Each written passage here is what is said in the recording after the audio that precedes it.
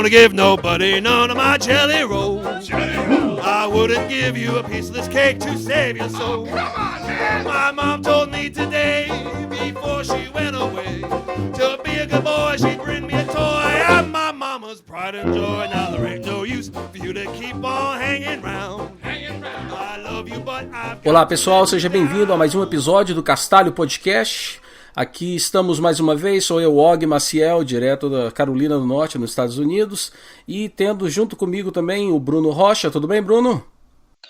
Tudo bem, olá todo mundo e um grande abraço aí direto de Guarulhos, Brasil, para todos vocês. E também temos o Eliezer Rezende. Fala aí pessoal, tudo beleza? Tô mandando aqui um abraço para todo mundo do sul de Minas.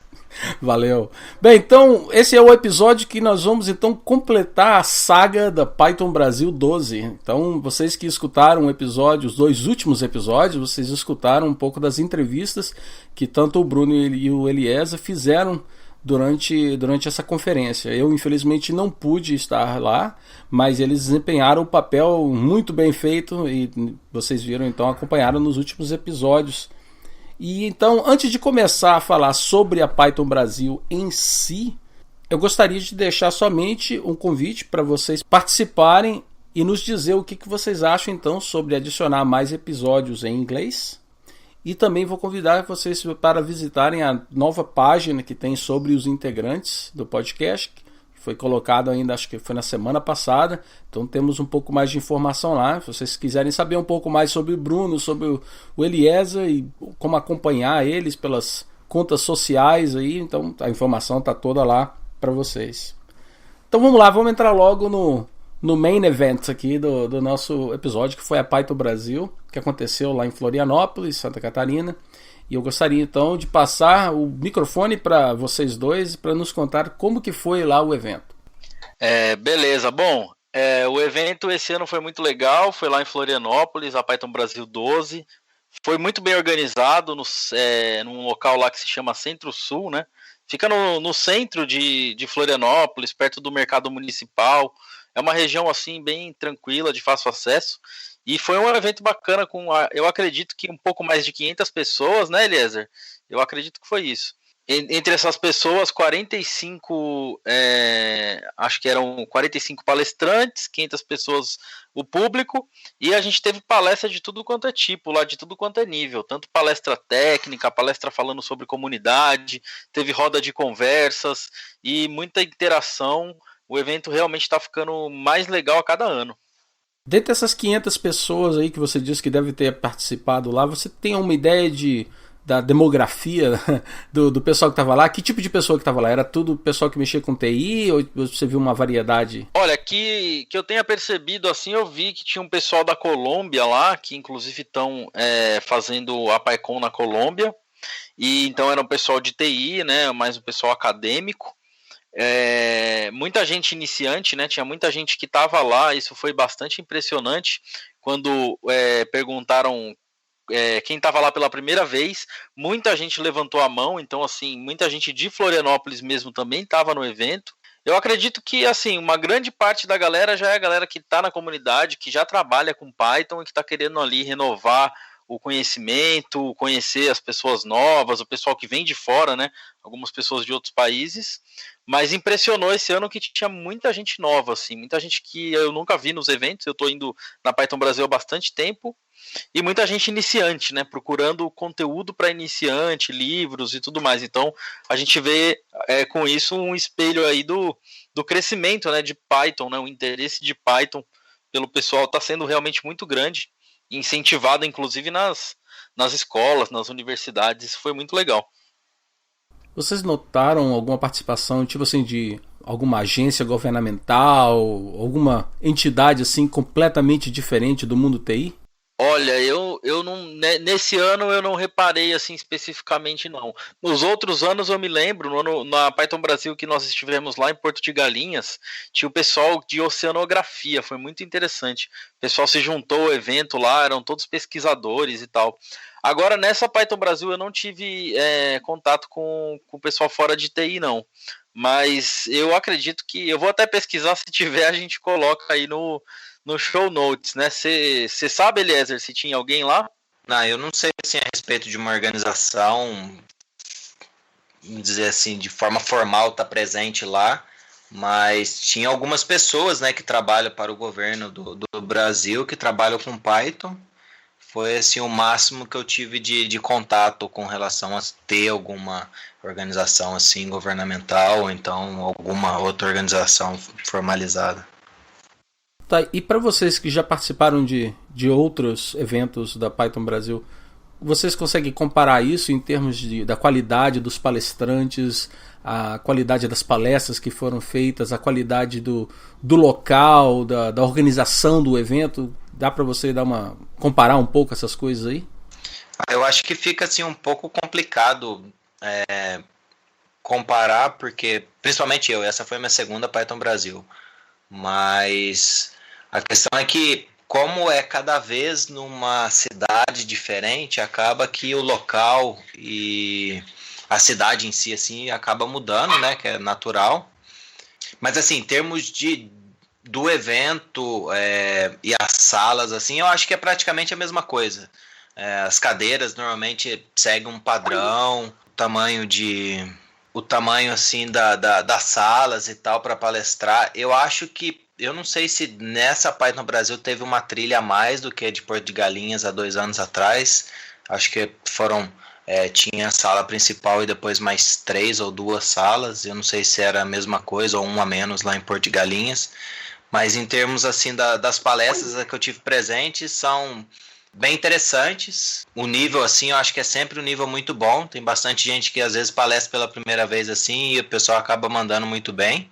O que mais que dá para comentar? Acaba também que os keynotes eles são diferentes, né? Tipo, cada vez é uma pessoa sobre um projeto diferente. Tem a questão também de sempre ter um evento, uma palestra de alguém de uma comunidade de outra linguagem. Então, assim, eu acho que no geral segue um padrão, um nível muito bacana o evento, assim, no geral. Então, eu não tenho nada o que reclamar ou então o que observar, assim, de ponto negativo.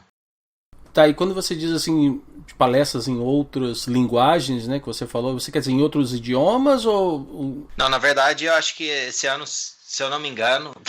Tô até com medo de cometer uma gafe aqui, mas foi falado sobre Rust. Eu estava presente na palestra. Então é de outras linguagens de programação mesmo, assim, não é em outras línguas. Porque normalmente o pessoal trazem keynotes, né, de fora do país. Normalmente é em inglês essas palestras, mas sempre tem tradução simultânea, que acaba ajudando assim, o pessoal que tem um pouquinho de dificuldade ou que às vezes não está tão confortável assim, em ouvir uma palestra sem ter esse auxílio.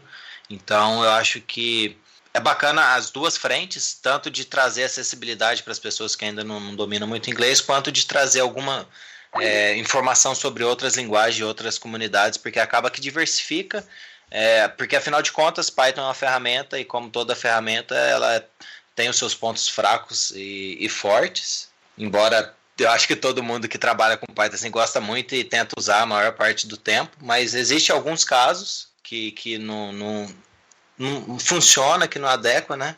Uhum. Mas isso para qualquer tecnologia, né? Não é só o Python que acaba passando por isso. É bacana então foi bem inclusivo o negócio, assim, né? Não é uma coisa completamente só Python e nada mais. Então tem um pouco de flexibilidade na escolha das palestras. Isso, as palestras são bem diversificadas. Uma coisa que eu percebo assim, é que normalmente são palestras de nível para pessoas que estão iniciando, o que faz totalmente sentido, porque já que a maior parte do público são pessoas que talvez não tenham nenhum contato ou está começando em Python. Mas assim, existem palestras também do nível mais avançado, algumas palestras que acabam abrangendo desde o nível básico até evoluindo um pouquinho mais para o nível avançado. Então eu acho que fica todo mundo que está procurando conhecimento, com certeza vai sair de lá tendo algo novo, uma tecnologia, uma biblioteca ou qualquer outra coisa relacionada a Python que vai chamar a atenção e que vai dar vontade de estudar e aprender um pouco mais. Bacana, isso é muito legal. Você gostaria de falar sobre alguma das palestras ou talvez até as trilhas, assim, alguma trilha que você achou mais interessante? Vocês querem compartilhar aí? Olha, o que eu percebi lá é que tinha muita gente interessada em Data Science, né? Então teve alguns assuntos que Eu acho que é natural, né? O pessoal de Python está realmente procurando muito o tema de Machine Learning, Data Science. A gente até entrevistou o pessoal lá do Serenata de Amor, que está bastante envolvido com esse tema. E um detalhe que, inclusive, eu dei uma palestra lá sobre REST APIs, e nós tivemos 5 palestras, né, 5 conteúdos sobre REST API no mesmo evento. E o mais legal é que não teve sobreposição. Um conteúdo complementou o outro. A gente teve tutorial, teve falando sobre segurança de REST API, design de REST API, performance de REST API. Então eu notei que são coisas que o pessoal está realmente bastante interessado. E além disso, né, teve as palestras falando sobre comunidade, diversidade, os keynotes, né, também abordando esses assuntos. Então, se for para dar um destaque, assim, eu diria que essa parte de REST API, muita gente falando e procurando sobre isso, e também a parte de Data Science, com certeza. Concordo com o que o Bruno disse, né? E eu acho que vale mencionar um dos keynotes que a gente teve, que foi do Sam Agnew. Ele fez uma demonstração lá ao vivo, onde que o pessoal da plateia pôde participar, né? Usando um smartphone, ou seja, ele fez com que um emulador rodando Pokémon pudesse ser controlado pelo pessoal que estava na plateia. E o mais engraçado é que cada um estava no seu telefone, mandando um comando, e algum dos objetivos era, primeiro, escolher o Pokémon, que eu acho que durou alguns minutos, não sei precisar quantos exatamente, mas sei lá, por volta de 5 minutos, porque ao mesmo tempo que tinha gente querendo ir para o lado certo, tinha algumas pessoas apertando para ir para o outro lado, então assim, foi bem dinâmica essa palestra, e eu acho que envolveu todo mundo. As outras palestras, né, todas com conteúdos bem interessantes a respeito de REST API, eu tive em alguma delas, inclusive na do Bruno.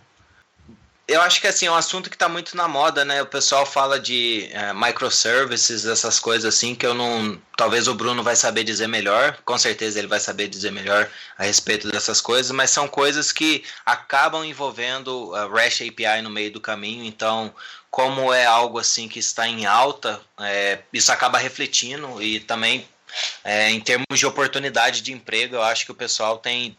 Pelo menos eu tenho visto algumas oportunidades relacionadas a Data Science e construção de APIs e de sistemas webs, né, que usa microservices e outras arquiteturas que utilizam REST API. Então, eu acho que o evento ele foi moldado para que o pessoal está precisando assim, no mercado.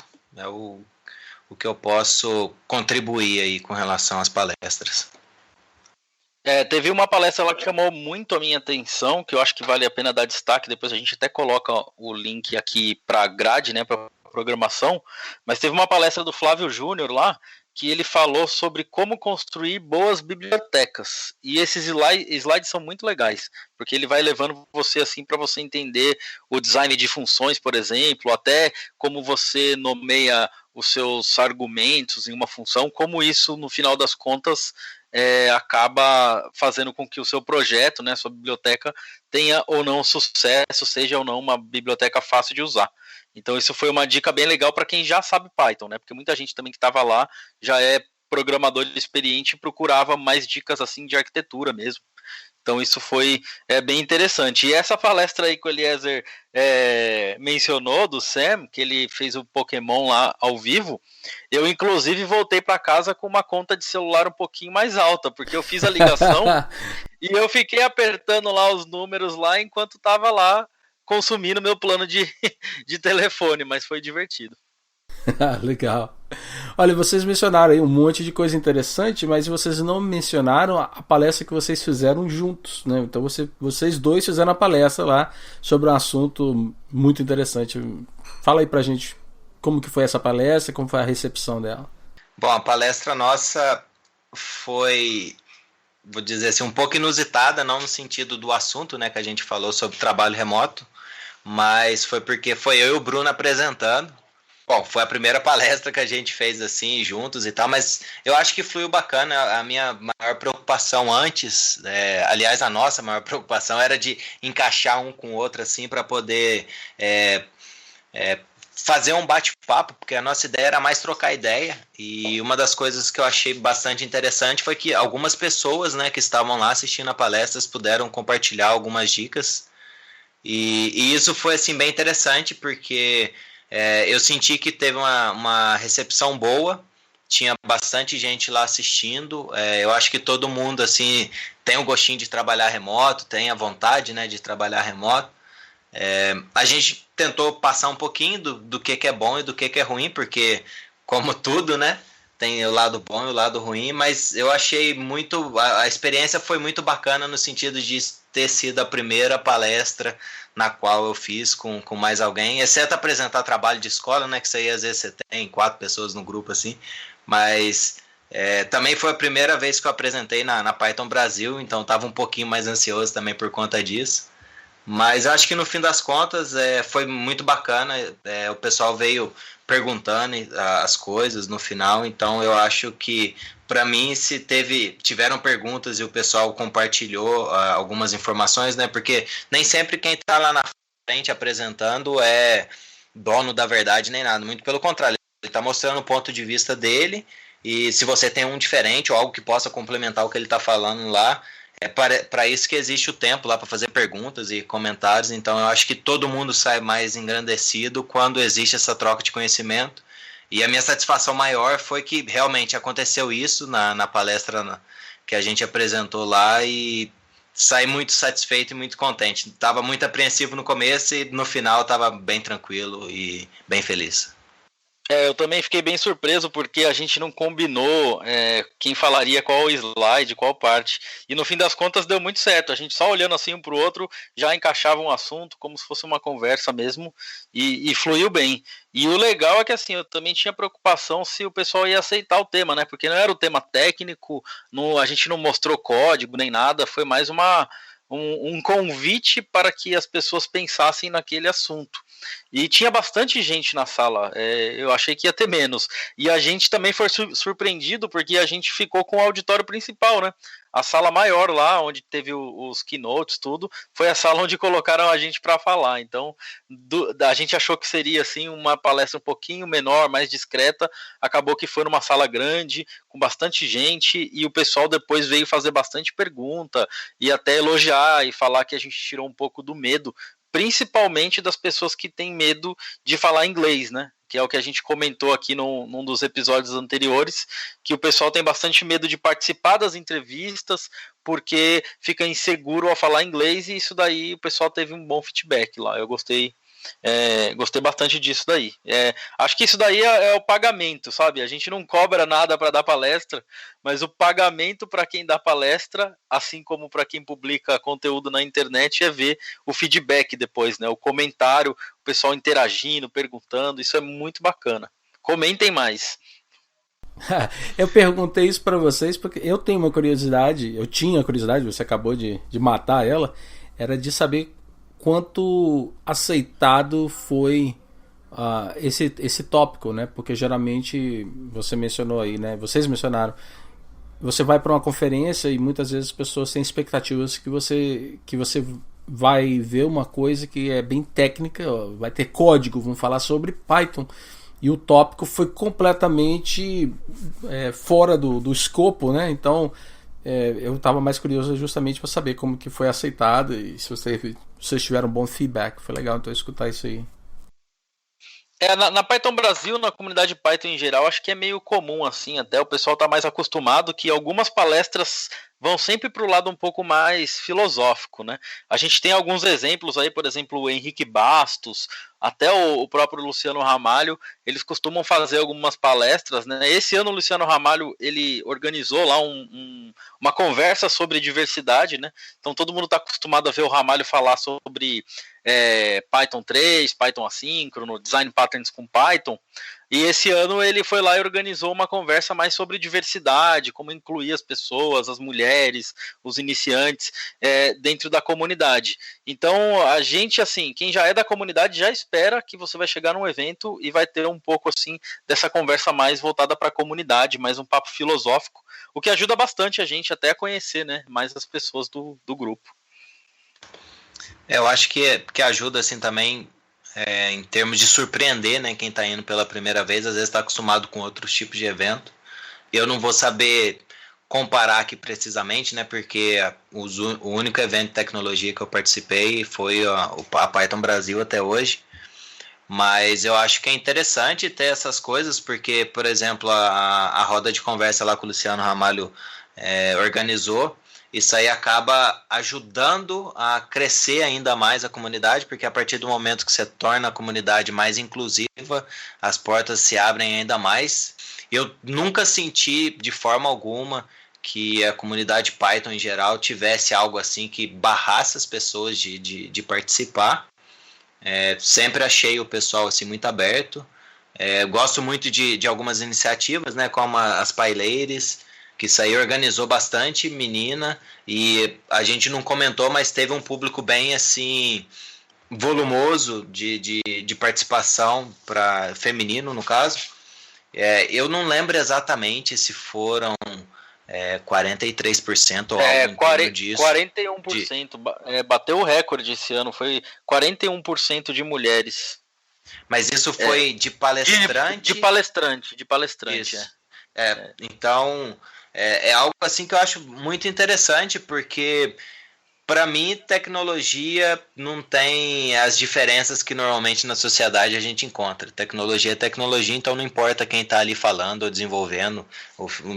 No fim das contas, todo mundo tem as mesmas capacidades, assim. Não sei, essas questões de colocar título, definir coisas assim, isso aí acaba que é pro pessoal que mexe mais com sociedade.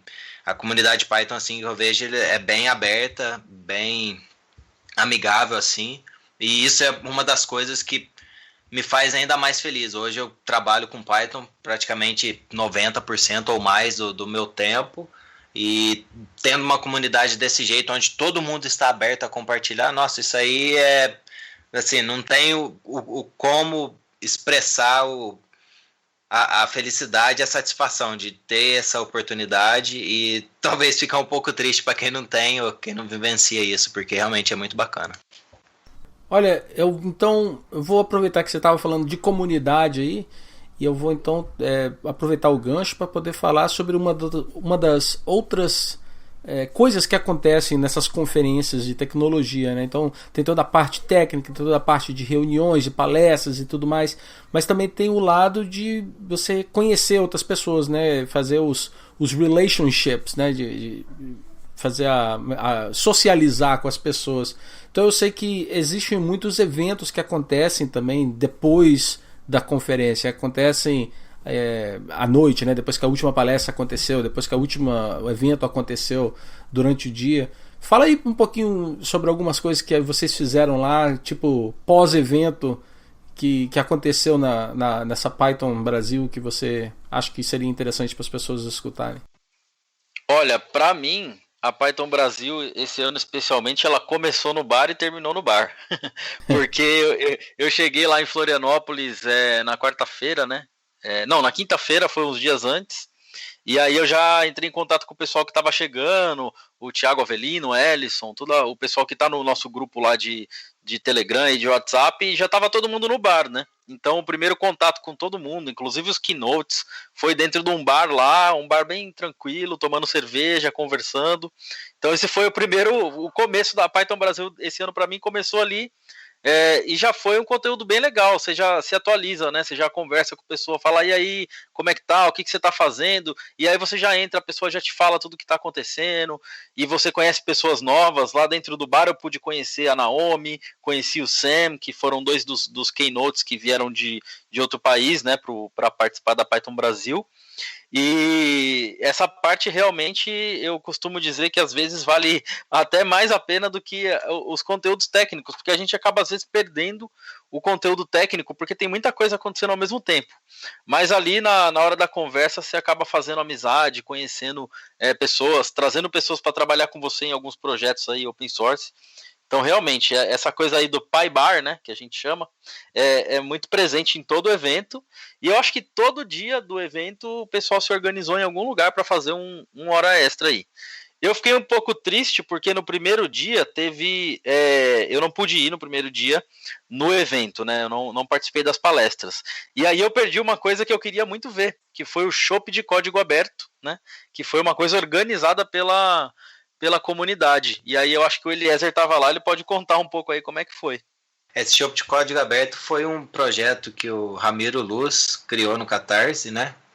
E aí acabou que ele fez uma cerveja lá em Curitiba, trouxe o barril de chopp, né, de 30 litros, e tiveram algumas cervejas para o pessoal que ajudou, né, a realizar o projeto, ou seja, fizeram a compra lá, tiveram algumas garrafas, né, que o pessoal adquiriu.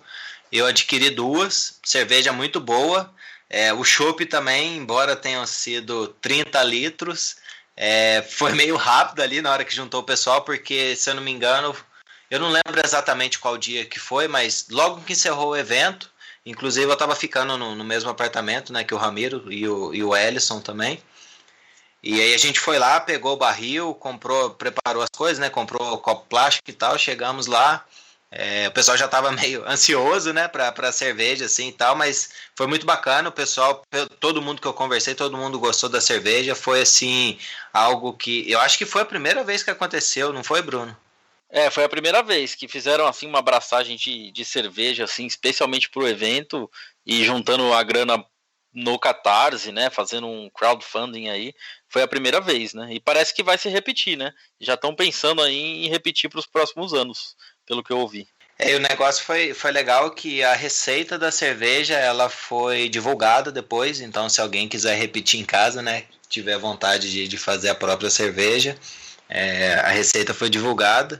Bom, eu espero que continue, porque eu particularmente gosto muito de experimentar cerveja, e se cada ano uma pessoa diferente mostrar um pouquinho daquilo que ela está acostumada a fazer, vai ser bacana demais assim, ter esse contato não técnico nesse caso. É bem legal. Aqui em São Paulo, no Garoa Hacker Club, também tinha essa iniciativa de cerveja, né? Tanto que aqui tinha uma cerveja que chamava Gota Serena, que era uma cerveja que era também feita de forma colaborativa. O pessoal colocava dinheiro numa caixinha lá, e aí a cada 2 meses saía uma leva de cerveja. E aí aqui era Gota Serena. Eu acredito que era Rubber Boa, né? O nome da cerveja lá. Eu não lembro agora, mas acho que é isso, Rubber Boa. Por falar em cerveja, então, vocês estavam numa região, numa época muito boa para quem gosta de tomar cerveja, né? Que estava justamente em outubro, então nessa época, e acho que nessa região o pessoal celebra o Oktoberfest. Então eu sei que vocês foram em alguns eventos, fizeram algumas coisas lá, deram uma passeada por lá e aproveitaram bastante esse Oktoberfest. Eu gostaria de saber um pouquinho mais sobre isso. Bom, o Oktoberfest foi a primeira vez, né, que eu fui. É um evento muito interessante, porque lá você consegue experimentar várias cervejas diferentes.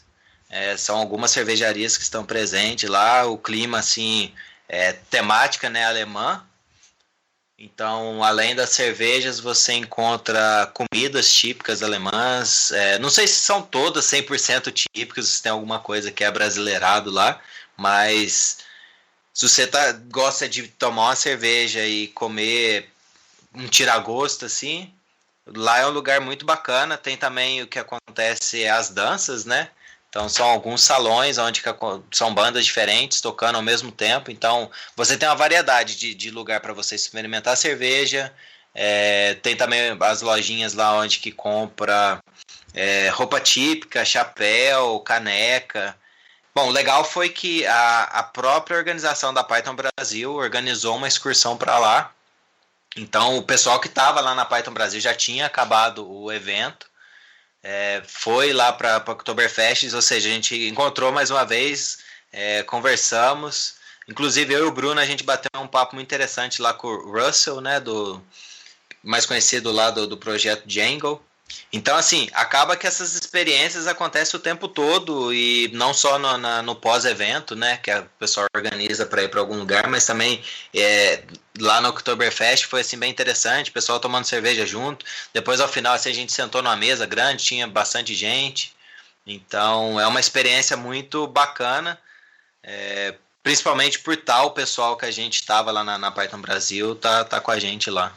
É legal porque às vezes dentro do evento você não tem possibilidade de conversar com as pessoas, né? Por exemplo, o Russell, que foi um dos keynotes, ele é um dos desenvolvedores daquele projeto PyBee, né? O Beware, que são algumas ferramentas para você depurar código. Tem uma IDE para Python também, que é um projeto de código aberto bem legal. E eu não tive a possibilidade de conversar com ele antes, durante o evento. Mas aí lá na Oktoberfest, tomando cerveja lá, a gente conseguiu parar e ficar conversando com ele um tempão, assim. Foi bem legal. Uma parte legal que vale a pena citar foi que ele apresentou pra gente uma cerveja, né? Que é a Marzen Hausbier. Né, essa cerveja é sensacional, a melhor cerveja que eu tomei lá. É interessante notar que ela é conhecida por ser uma cerveja que tem gosto de bacon, mas ela não é feita de bacon. Eu fui pesquisar, né? Peguei o celular lá, fui pesquisar. Ela é feita com malte defumado e caramelo. E aí o caramelo e o malte defumado dão esse sabor aí que lembra o sabor de bacon. Eu, particularmente, nunca comi bacon a minha vida toda. Então eu nem sabia gosto de bacon. Mas eu gostei do sabor da cerveja, né? Para mim ficou parecendo, sei lá, um gosto de páprica picante ou de qualquer outra coisa defumada. Mas vale muito a pena experimentar. O nome é meio esquisito, é Marzen Hausbier, com certeza não estou pronunciando certo, porque na hora que ele falou, como ele fala alemão, né, o Russell, ele falou de um jeito que eu demorei pelo menos uns 10 minutos para entender ele repetindo o nome da cerveja, mas foi bem legal. E o evento todo, né, da Oktoberfest é bem bacana porque você chega lá, você já compra a roupa típica, né, e eu não podia deixar de comprar diferente, já cheguei lá e comprei meu Red Hat da Oktoberfest, chapéuzinho vermelho alemão, e a caneca com o tirante, então é tudo bem lembrando, assim, a Oktoberfest alemã, e dá um clima bastante legal. E aí você sai andando pelo evento, são 4 espaços, onde cada espaço tem uma banda tocando, né? E a gente ficou lá, eu, Eliezer, a minha esposa, a esposa do Eliezer, a gente ficou dançando lá e tentando cantar as músicas, né? A gente já tinha tomado algumas, então foi muito divertido. É um clima, assim, bem legal. E apesar de ser um evento que principalmente as pessoas vão para tomar cerveja e para ficar bêbado, é um ambiente familiar, porque vai muita gente com criança, muitos idosos, muito família mesmo, assim. Parece realmente uma daquelas festas bem antigas, assim, em que o pessoal fica dançando, fazendo trenzinho, pulando. É realmente uma festa bem legal, assim, bem divertida. Vale lembrar que não só as bandas, né, mas tem alguns grupos de dança que apresentam durante a apresentação das bandas. Então são danças assim típicas também, o pessoal vestido. O Bruno falou aí da gente dançando, então foi engraçado, e principalmente a parte de cantar. Eu não lembro assim nada das letras na hora lá, a gente tava cantando tudo, mas tem um negócio que ficou na cabeça que eu tenho certeza que não é isso que fala na música, mas era chopp com tomate. A gente entendeu chopp com tomate, né? A música ficava falando chopp com tomate, mas depois eu fui olhar. Na verdade era chopp vou tomar. Mas a gente já tava tão assim, bebido algumas, que a gente ficou cantando chopp com tomate e aí ficou na cabeça. Fica assim então mesmo. Mas uma pergunta pra vocês então, Bruno, eu fiquei curioso. Então você foi lá pro Oktoberfest, então em termos de cerveja, tranquilo. E pra comer, cara, você que é vegano, como é que foi lá? Tinha boas opções? Então, eu sempre quando eu vou pra esses eventos eu me preparo, né? Porque eu sei que não é tão fácil para quem é vegano. Então você sempre leva aquele saquinho de nuts, né, no bolso. Então eu sempre tô com um pacotinho de amendoim, alguma coisa que vá tirar a minha fome para eu não passar apuro. Mas aí eu fui surpreendido no Oktoberfest, porque chegando lá, um daqueles stands, né, que vende comida, um deles tinha um cardápio para vegano. E aí eu pude comprar lá umas coisas bem legais. Então me surpreendeu que tinha uma opção, né? O pessoal da organização do evento pensou em colocar alguém lá com uma opção dessa, né? E aí foi a única coisa que eu comi lá, obviamente, né? Comi batata, né? Que a batata é a salvação para todo vegano em qualquer lugar do mundo, né? Todo lugar tem batata. E algumas opções que eram específicas para vegano, sem lactose lá no evento. E aí eu sei que o Eliezer, ele acabou experimentando outras coisas lá, né, Eliezer? Eu experimentei, tinha um pão com salsicha lá, A minha esposa, ela experimentou um doce, eu não sou muito fã de doce, então não vou saber dizer, mas o pão com salsicha que eu experimentei junto com a cerveja lá combinou tranquilo. Tinha algumas opções também, batata recheada. Bom, não vou saber lembrar exatamente o que tinha, porque tinha várias opções, mas bem bacana. A gente conseguiu comer tranquilo, tinha algumas mesas, assim, tem horas que fica lotado, né, essas mesas lá, mas se você tiver um pouquinho de paciência, você consegue sentar. Já fui em eventos que era terrível, tanto para pegar bebida quanto para achar algo para comer, assim, mas lá eu achei super organizado, super tranquilo. Não sei se também porque a gente foi, era uma quarta-feira, né, parece que sábado ou sexta-feira, um desses 2 dias, assim, quando enche mais, mas eu acredito que mesmo estando mais cheio do que estava lá, porque estava bem cheio, o pessoal consegue se divertir e aproveitar, experimentar algumas cervejas. O único detalhe é que normalmente essas cervejas são cervejas assim um pouco mais encorpadas, né? Então você não vai conseguir assim ter um desempenho assim, bebi, sei lá, vários copos. Bom, não sei, provavelmente tem gente que consiga, né? Mas eu acho que foram 4. Eu já estava assim, não bêbado, mas eu estava cheio, porque as cervejas normalmente já são um pouquinho mais concentradas, né? O teor alcoólico de algumas também é um pouquinho mais alto que o que a gente está acostumado aqui, que é por volta de 4,5. Então eu acho que teve uma lá que eu peguei, era por volta de 6. Então acaba que isso aí ajuda a dar uma empapuçada mais rápido. Mas assim, deu para aproveitar, deu para experimentar alguns tipos diferentes de cerveja, valeu a pena ter ido lá. Vale citar que cada copão daquele lá é meio litro de cerveja, né? Acho que é ou meio litro ou 600 ml, uma coisa assim. Eu sei que eu também fui fraco lá, porque eu já cheguei empolgado no caixa e pedi logo 8 fichas. Falei que eram 8 fichas de cerveja, eu vou tomar até acabar com a cerveja daqui. Quando tava na quarta cerveja eu já não aguentava mais. Aí eu acabei tomando 5, né? Dessas 5, 3 foram essa que eu citei, né? Que é a Marzen Hausbier. E aí eu tomei as outras Pilsen mesmo. Inclusive teve uma lá que eu não gostei, que era uma cerveja de cereais. Achei ela meio forte. O sabor, assim, né? Muito, muito forte.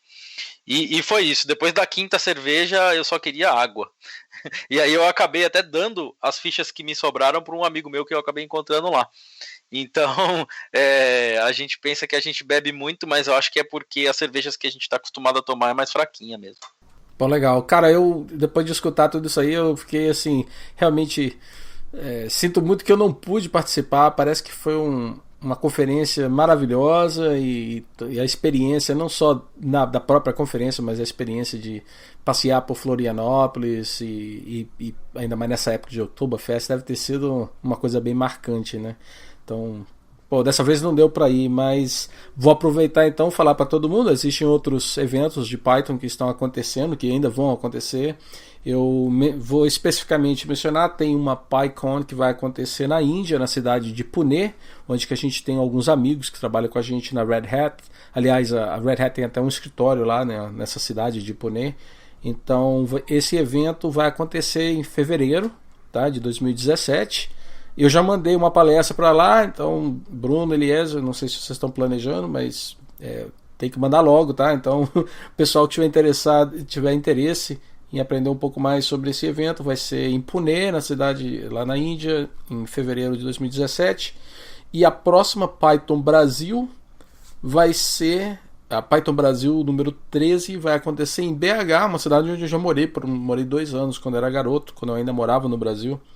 Então, quem sabe eu também não apareço por lá, vamos ver. E não posso deixar de mencionar também a PyCon que acontece nos Estados Unidos. Vai ser de novo lá em Portland. Eu já mandei também minha palestra para lá. Quem sabe dessa vez eu apareço e de repente trombo com vocês. Então, para finalizar, Eliezer, Bruno, mais alguma coisa que você quer mencionar para o pessoal? Bom, eu acho que o que ficou faltando...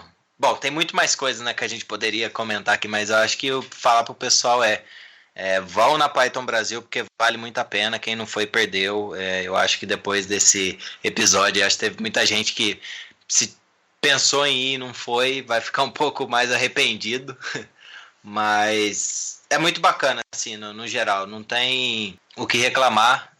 Infelizmente, ano passado, né, eu não pude ir, mas sempre que possível, agora, não sei, eu quero emendar aí, ter várias em seguidas e conhecer lugares diferentes. O bacana é que você vai visitando, né, o Brasil, igual foi lá em Porto de Galinhas, agora em Florianópolis. Eu nunca tinha ido para nenhum desses dois lugares, nunca pensava em ir.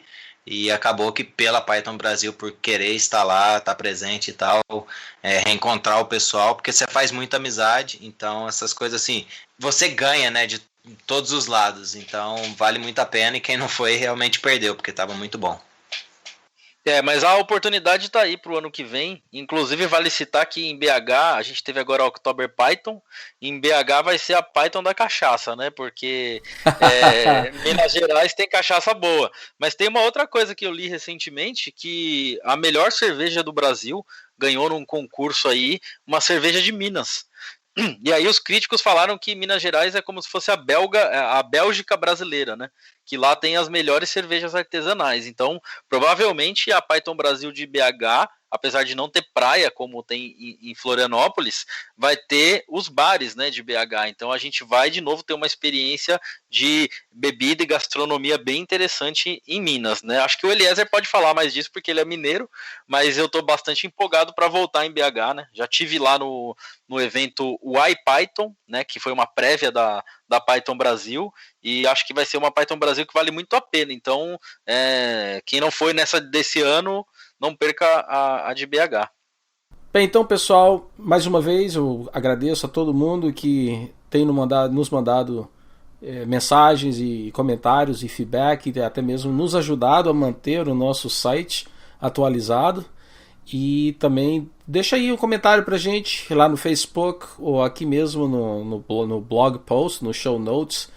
Bom, eu só queria adicionar aí pro pessoal também que estiver comentando, se puder comentar aí, dando dica pra gente aí de quem a gente pode convidar, que esteja com algum projeto interessante, ou pessoas de outras comunidades, né, que possam participar aí dos próximos episódios do Castalho, né? A gente gostaria de entrevistar um pessoal interessante, que está com projetos legais, de todo tipo de projeto na área de tecnologia. Então, as dicas aí são bem-vindas, né? Tanto pelo e-mail quanto pelos comentários.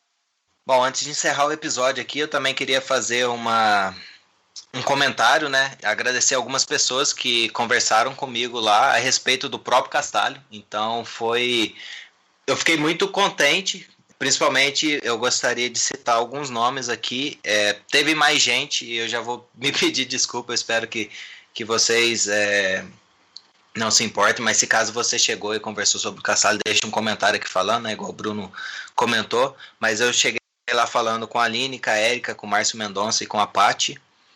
Eu não tenho contato de todas as pessoas, seria interessante colocar, mas se vocês estão ouvindo aí, com certeza vão estar, né, já que falaram que ouvem o Castalho.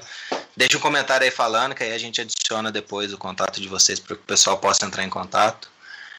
Teve também o Ellison e o Ramiro, né, que a gente acabou dividindo um apartamento lá, eles também falaram do Castalho. E acaba que isso daí também, assim como foi importante para a gente ter um feedback, para mim e para o Bruno, né, a gente ter um feedback após a nossa palestra, ter esses comentários sobre o Castalho foi muito interessante. Bom, enfim, agradeço aí todo mundo, obrigado aí pelos comentários, pelas palavras, e a gente vai sempre estar trazendo entrevistas interessantes, e obrigado. E até o próximo episódio, um abraço para todo mundo. Ain't gonna give nobody none of my jelly rolls. I wouldn't give you a piece of this cake to save your soul. My mom told me today, before she went away, to be a good boy, she'd bring me a toy. I'm my mama's pride and joy. Now there ain't no use for you to keep on hanging round. I love you, but I've got to let you down. My jelly roll is sweet.